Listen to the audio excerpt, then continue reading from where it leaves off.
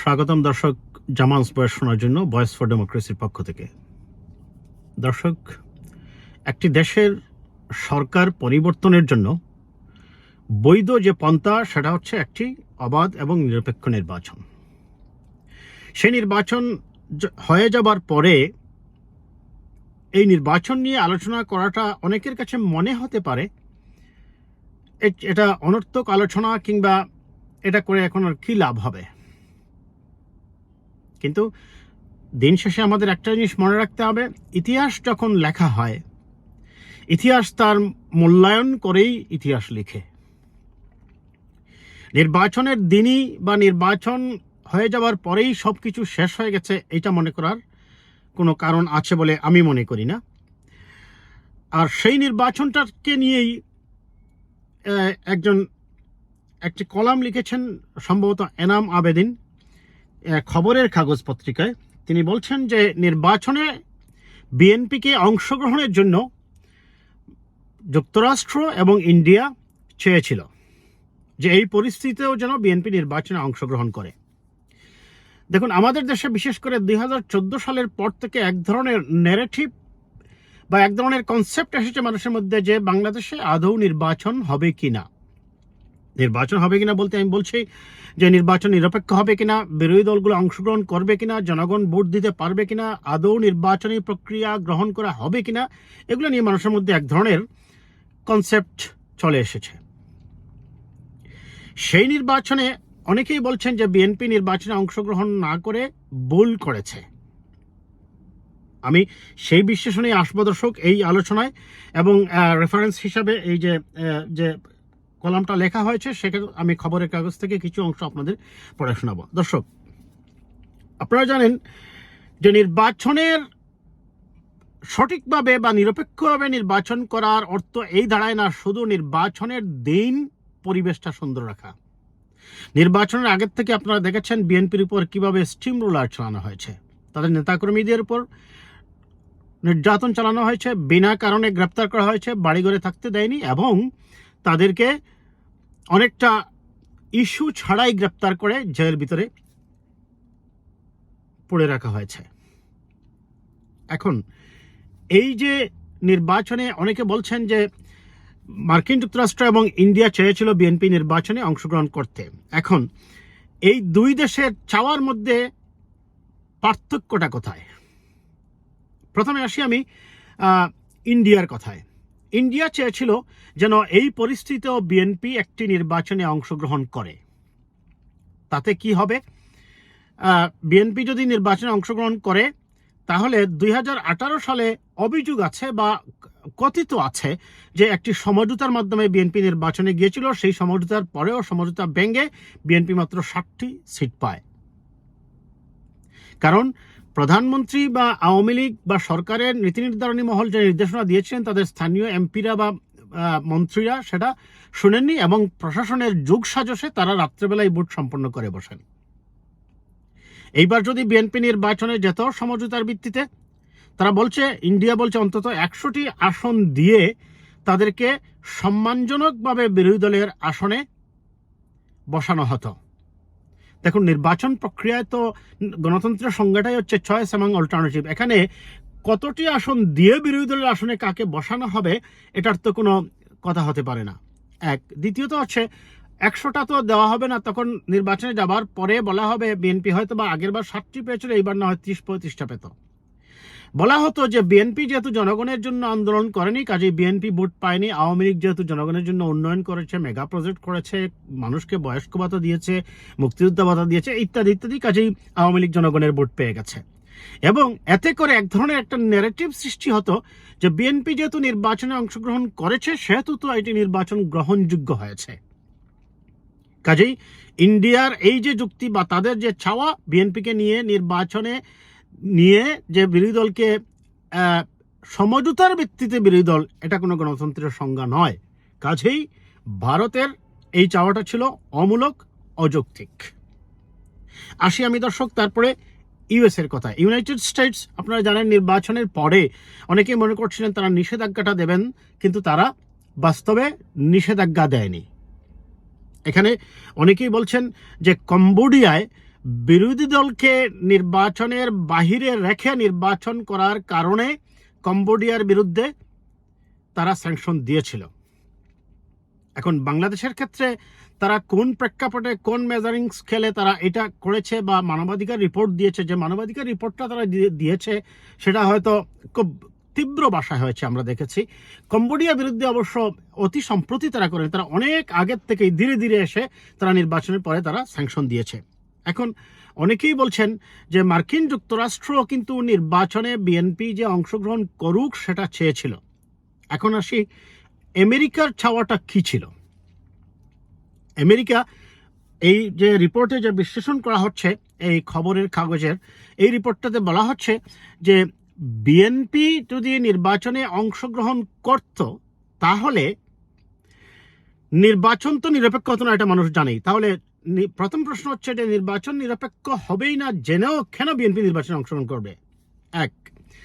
দ্বিতীয়ত হচ্ছে, বিএনপি নির্বাচন অংশগ্রহণ করলে যখন নিরপেক্ষ হবে না তখন মার্কিন যুক্তরাষ্ট্রের স্যাংশন দেওয়ার ক্ষেত্রে ক্ষেত্র সৃষ্টি হতো। এই কথাটার যুক্তি আছে কিনা আমি এটাই এখন ব্যাখ্যা করবো দর্শক। বিএনপি নির্বাচনে, অবশ্যই নির্বাচনের দিন, আমি আগেই বলেছি আমার প্রথম অংশে যে নির্বাচনের দিনই শুধু নির্বাচনের পরিবেশ রক্ষা করার নাম নিরপেক্ষ নির্বাচন নয়। নিরপেক্ষ নির্বাচনের মাপকাঠি অনেকগুলো বিষয় দিয়ে নির্ধারণ করতে হয়। বিরোধী দলের নেতাকর্মীদের নির্যাতন, তাদের নির্বাচন আগের থেকে প্রচার অভিযান চালাতে না দেওয়া, তাদেরকে জেলের ভিতর দেওয়া, তাদের উপর হত্যা, নির্যাতন, নিপীড়ন এগুলো চালানোর কারণে নির্বাচন নিরপেক্ষ নাও হতে পারে, কারণ বিরোধী মতের বা অল্টারনেটিভ যারা আছে তারা তো তাদের প্রচারণাই চালাতে পারবে না। কাজেই যারা মনে করেন যে বিএনপি নির্বাচনে না যাবার কারণে মার্কিন যুক্তরাষ্ট্র স্যাংশন দেয়নি, তাদের এই ধারণাটাও ভুল। এখন আসুন, এই রিপোর্টটাতে বলা হচ্ছে যে নির্বাচনের আগে মার্কিন যুক্তরাষ্ট্রের পক্ষ থেকে বিএনপির 2 জন সিনিয়র নেতাকে জেলের অভ্যন্তরে তাদের সাথে যোগাযোগ করা হয় এবং তাদেরকে নির্বাচনে নাকি অংশগ্রহণ করার কথা বলা হয়। সেখান থেকে বিএনপির ভারপ্রাপ্ত চেয়ারম্যান জনাব তারেক রহমানের সাথে যোগাযোগ করা হলে তিনি সুস্পষ্টতই জানিয়ে দেন বিএনপি কোনো ধরনের সমঝোতার নির্বাচনে যাবে না। আমার বিশ্লেষণ বলে জনাব তারেক রহমান সাহেব সঠিক সিদ্ধান্তই নিয়েছেন, কারণ তিনি তো বেগম জিয়ারই পুত্র। তিনি আপসহীন সিদ্ধান্ত নিয়েছেন, সঠিক কাজটি করেছেন। তিনি যদি নির্বাচনে যেতেনই তাহলে কি হতো? হয়তোবা আসন সংখ্যা কিছু বাড়িয়ে দেওয়া হতো, তার মানে এটা সমঝোতা নির্বাচন, এটা তো গণতন্ত্রের সংজ্ঞায় পড়ে না। তিনি যথার্থই সিদ্ধান্ত নিয়েছেন। হাজার হাজার নেতাকর্মী যে জেলে আছে তাদের কি হতো? প্রায় 50-এর মতো নেতাকর্মীর মৃত্যুবরণ করেছে এই আইনশৃঙ্খলা রক্ষাকারী বাহিনীর নির্যাতনে। তাদের কি, পরিবারের কি হতো? তাছাড়া নির্বাচনে অংশগ্রহণের পরে বাংলাদেশের নির্বাচন কমিশন হচ্ছে একটা অথৈব অপদার্থ সংগঠন, অর্গানাইজেশন। তাদের কোনো কিছু সে নেই, তাদেরকে সরকারের আদেশ নিষেধ মেনে চলতেই হতো। কাজেই নির্বাচনে সমঝোতার কথা বলা হলেও স্থানীয় মন্ত্রী এবং এমপিদেরকে সাথে সমঝোতা করে কি করতো? ওই 2018 সালের মতো দিনেরটা রাতে না করে হলেও তারা আগের থেকেই ভোট কাস্ট করার একটা ব্যবস্থা করে রেখে দিত। একই প্রশ্ন এখন আসছে উপজেলা নির্বাচনে। এমনকি আপনারা দেখেছেন উপজেলা নির্বাচনে প্রধানমন্ত্রী এবং আওয়ামী লীগের কেন্দ্রীয় দলীয় সিদ্ধান্ত কিন্তু মন্ত্রী এমপিরা মানছেন না, যেটা 2018 সালে বলা হচ্ছিল তথাকথিত সমঝোতার মাধ্যমে বিএনপি গিয়েছিল, কিন্তু স্থানীয় মন্ত্রী এমপিরা সেটা মানেননি এবং তারা তাদের মতো করেছেন। এই উপজেলা নির্বাচনে আপনারা দেখেন কোনো নির্দেশ, প্রধানমন্ত্রী কোনো নির্দেশ কিন্তু স্থানীয় মন্ত্রী এমপিরা মানছেন না এবং কোনো মন্ত্রী এমপির প্রার্থী দেখা যাচ্ছে নির্বাচন থেকে তারা প্রার্থিতা প্রত্যাহার করছেন না। কাজেই যারা বলছেন যে বিএনপি নির্বাচনে না গিয়ে ভুল করেছে বা মার্কিন যুক্তরাষ্ট্র চেয়েছে নির্বাচনে যেতে, তাদের এই অনুমান, এই যুক্তি ভুল বলেই প্রমাণিত হয়েছে। তবে আমি যেটা মনে করি, আমার বিশ্লেষণ যেটা বলে দর্শক, যে এই ভারতের প্রচণ্ড চাপের কারণেই মূলত মার্কিন যুক্তরাষ্ট্র এই ধরনের এত কঠিন স্যাংশনে বা কঠিনভাবে নির্বাচনে হস্তক্ষেপ থেকে বিরত ছিল। কারণ Bharat end of the day আপনারা দেখেছেন, ভারতের বিজেপি বলেন আর কংগ্রেস বলেন, তারা আওয়ামী লীগকেই বাংলাদেশে তাদের বিশ্বস্ত বন্ধু মনে করে। এমনকি এই যে বিজেপির যে নির্বাচন হচ্ছে, সেখানে নির্বাচন পর্যবেক্ষণের জন্য তারা আওয়ামী লীগকে আমন্ত্রণ জানিয়েছে। তাদের আমন্ত্রণ জানানোর কথা সরকারকে। একটা দেশের সাথে আরেকটা দেশের সম্পর্কটা হয় সরকারের। কাজেই বিজেপি এবং নরেন্দ্র মোদী যেটা করেছে, তারা আওয়ামী লীগকে আমন্ত্রণ জানিয়েছে। এর থেকেই বোঝা যায় যে তারা আসলে গণতন্ত্রবাদ রাষ্ট্রের সাথে সুসম্পর্কে নয়, তারা আওয়ামী লীগের সাথে সুসম্পর্কে বিশ্বাস করেন। তো যাই হোক দর্শক, দিন শেষে এটাই বলবো, যে নির্বাচনটা হয়েছে সেই নির্বাচনে বিএনপি অংশগ্রহণ না করে সঠিক সিদ্ধান্তই নিয়েছে।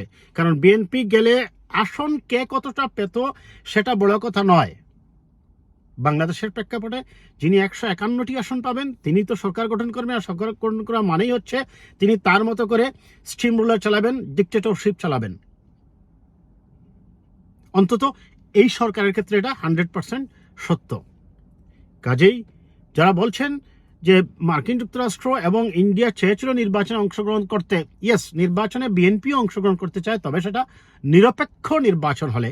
এবং এই পরিস্থিতিতে এই সরকারের অধীনে নির্বাচনে না গিয়ে জনাব তারেক রহমান সাহেব যে সিদ্ধান্ত দিয়েছেন সেটা সঠিক সিদ্ধান্ত বলেই আমরা মনে করি। আর নির্বাচনে গেলে এ ধরনের একটা ন্যারেটিভ সৃষ্টি করতো আওয়ামী লীগ, অন্তত তাদের মতো, যেহেতু মিডিয়া সবকিছু তাদের দখলে আছে, তারা বলতো যে বিএনপি জনগণের জন্য কাজ করে নাই বিধায় আমরা জনগণ তাদের ভোট দেয় নাই, আমরা ভোট পেয়েছি, আমরা জয়লাভ করেছি। অন্তত 2018 সালের 7টি আসন পাওয়ার পরে, বিএনপির মতো বিশাল বটবৃক্ষ সংগঠন 7টি আসন পাওয়ার পরেও তারা এই কথাটা বলেছিল যে বিএনপি কাজ করে নাই দেখে তাই বলে কি বিএনপি 7টি আসন পাবে? কাজেই বিএনপির এই সিদ্ধান্ত সঠিক ছিল, সঠিক সিদ্ধান্তই নিয়েছে। ইতিহাস লেখা হয় জনগণের আন্দোলন, সংগ্রাম, গণতান্ত্রিক ব্যবস্থার পরিপূর্ণতা এবং স্বচ্ছতার মধ্য দিয়ে যে গণতন্ত্র বের হয়ে আসে সেটা নিয়েই। ইতিহাসের মূল্যায়নে তারেক রহমান সঠিক সিদ্ধান্ত নিয়েছেন। ভালো থাকবেন দর্শক, কথা হবে আবার কোনো বিষয়।